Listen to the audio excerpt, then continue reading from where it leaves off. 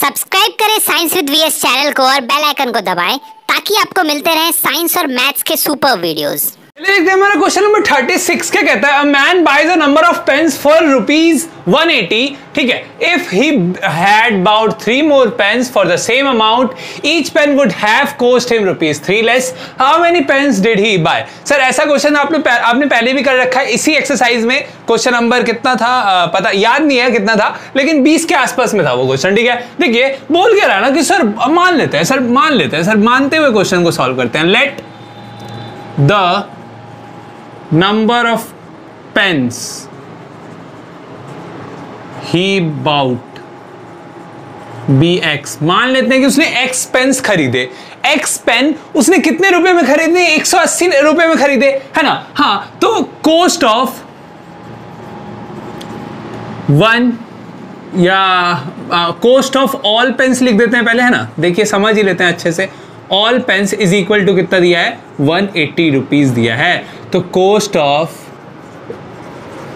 1 pen क्या हो जाएगा ये आप लोग बताइए। कैसे आप लोगों को पता लगेगा? देखिए सर, अगर उसने एक्स पेन 180 रुपए में खरीदे तो एक पेन कितने में खरीदे? 180 बाय एक्स में खरीदे। सर क्या बात करते हैं, बच्चा वाला क्वेश्चन है सर, बच्चा वाला क्वेश्चन बिल्कुल, है ना। क्यों सर, क्यों ऐसा लिखे? सर आपको पता ही है सर, मैंने उस क्वेश्चन में समझाया, सेम चीज फिर से बता रहा हूं कि मान लीजिए आपने चार कैंडीज खरीदी 40 रुपए में, ठीक है। तो एक कैंडी कितने का पड़ा? 40 बाय 4 कर दिया, 10 रुपए पड़ेगा ना सर। वही करना है सर, 180 बाय एक्स कर दिया और कुछ नहीं, ठीक है। अब आफ्टर नहीं, if he bought 3 more pens, अगर उसने 3 ज्यादा पेन खरीदे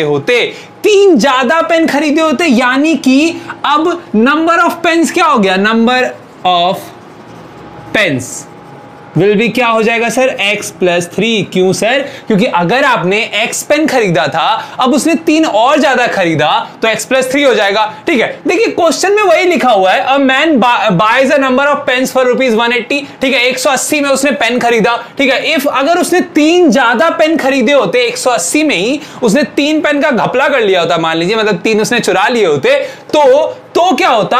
तब उसको 3 रुपया कॉस्ट कम लगता प्रत्येक पेन पे, सारे पेन्स पे 3 रुपया कॉस्ट कम पड़ लगता उसको, ठीक है। यानी कि अब देखिए नंबर ऑफ पेन क्या हो गया? x+3 हो गया, है ना। लेकिन अब कॉस्ट ऑफ 1 पेन क्या हो जाएगा सर? Cost of 1 pen. अब एक पेन का कॉस्ट क्या हो जाएगा सर? रुपीज सेम रखा है 180 ही, लेकिन आपका नंबर ऑफ पेन बढ़ गया, तो क्या हो गया? x+3 हो गया। समझ में आया कि नहीं आया? ना समझ में, कुछ नहीं किया है, हमारा नंबर ऑफ पेन बढ़ गया लेकिन अमाउंट सेम है, ठीक है। हाँ, क्यों? क्योंकि मान लीजिए 3 पेन का उसने घपला किया होता या फिर मांग लिया होता एक्स्ट्रा कि भैया मैंने बहुत सारे खरीदे ना, तो मुझे 3 ज्यादा दे दो, तो उसको 3 रुपया का क्या होता सर? फायदा होता, ठीक है। समझ में आ रहा है? 3 रुपया का फायदा होता, यानी कि अगर आप इसको माइनस करते हैं, यानी कि अकॉर्डिंग टू द क्वेश्चन, अगर आप 180 में 180 बाय एक्स में माइनस करते हैं 180 बाय x+3 को, तो आपका वैल्यू क्या आता है?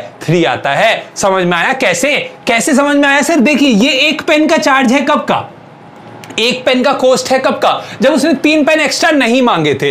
अगर उसने 3 पेन एक्स्ट्रा मांग लिए तो उसको कितना रुपया बचता है? 3 रुपया बचता है। यानी कि इसका जो प्राइस होगा वो कितना रुपया कम होगा? इससे पहले से 3 रुपया तो कम होगा, यानी कि दोनों को माइनस करेंगे तो 3 निकल के आएगा। इतना समझ में आएगा तो क्वेश्चन ही नहीं है, कुछ क्वेश्चन नहीं है। यहाँ 180, यहाँ 180 को कॉमन लेके यहाँ 3 से डिवाइड कर दीजिए, यानी कि 1 by X minus 1 by x+3 is equal to 3/180 आ गया अपना, ठीक है। कटा दीजिए अब सर, 3 1 3, 3 6 होता है, यस सर 60 आ जाएगा अपने पास, बिल्कुल आ गया सर। अब देखिए ये वाले को पूरा उतारते हैं यहाँ पे और सॉल्व करते हैं, या एलसीएम ले लें, इन दोनों का एलसीएम ले लीजिए पहले। अब इन दोनों का आप एलसीएम लीजिएगा तो x × x+3, 1 ऊपर बाय 1 60, ठीक है। समझ में आया? अच्छा 1 ऊपर कैसे आएगा सर? 1 ऊपर कैसे आएगा? ये वाला इधर जाएगा, ये वाला इधर जाएगा, यानी कि x+3 माइनस x आ गया आपके पास, प्लस माइनस x हमारा कैंसिल आउट हो गया, ठीक है। ये अब क्रॉस मल्टीप्लाई कर दिए, यानी कि 63 फिर से 180 आ गया सर अपने पास, डिग्री नहीं है। अब यहाँ पे देखिए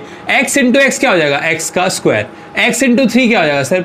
प्लस 3x हो जाएगा। इतना समझ में आया? कुछ नहीं किया सर, मल्टीप्लाई करके उधर क्रॉस मल्टीप्लाई कर दिया और कुछ नहीं किए, और कुछ भी नहीं किए सर। ज्यादा जल्दी जल्दी करें क्योंकि इक्वेशन आप लोगों से सॉल्व हो जाएगा। हम लोगों ने क्वाड्रेटिक इक्वेशन बहुत अच्छे से पढ़ा है। अगर आपको अभी भी डाउट है तो सिंपल जाके इंट्रो वाली जो वीडियो हमारी क्वाड्रेटिक इक्वेशन की वो जाके देख लीजिए, आपको हमेशा मतलब आराम से समझ में आ जाएगा, कोई दिक्कत ही नहीं होगा। उसके बाद प्रॉमिस सर, प्रॉमिस कर रहा हूं मैं, दिक्कत नहीं होगा आप लोगों को। अब देखिए अब क्या है हमारे पास, ये इधर प्लस में आ गया माइनस में, तो क्वाड्रेटिक इक्वेशन सिंपल फॉर्म हो गया x² + 3x minus 180 is equal to 0। ठीक है, अब देखिए 180 को क्या लिख सकते हैं सर, 15 × 12 है ना, 15 × 12 हो जाता है 180, तो x² माइनस नहीं प्लस चाहिए ना, तो plus 15x minus 12x minus 180 is equal to 0।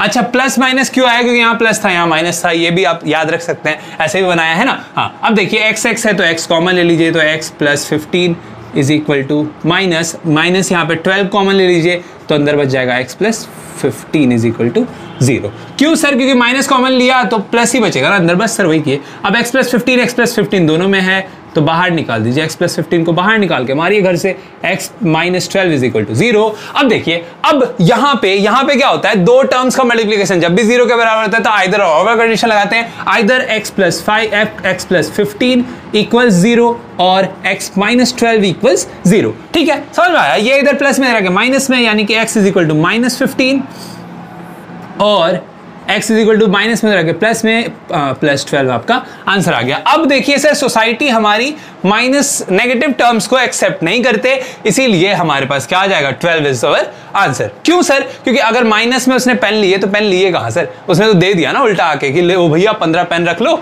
मैं खाली हाथ घर जा रहा हूं। ठीक है, हाँ तो ये था हमारा क्वेश्चन नंबर 36। चलिए बढ़ते हैं आगे।